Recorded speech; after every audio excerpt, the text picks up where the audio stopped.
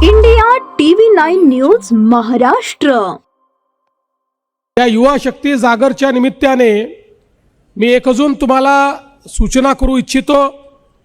ज्या प्रकारे भारताच्या संसदेमध्ये महिला आरक्षण बिलाची भ्रूण हत्या ही विरोधी पक्षाने केली, त्याचाही जागर करण्याची आवश्यकता आहे। आणि ही मंडळी सिरियल लायर आहेत, रोज खोटं बोलतात, दिवसातनं 5 वेळा खोटं बोलतात। या प्रत्येकाला हे माहिती आहे, 2023 साली ज्यावेळेस महिला आरक्षण विधेयक आलं, एकमताने ते पारित झालं, त्यानंतर हे विधेयक कधीपासनं लागू केलं पाहिजे याकरताचं संविधान संशोधन आलं होतं।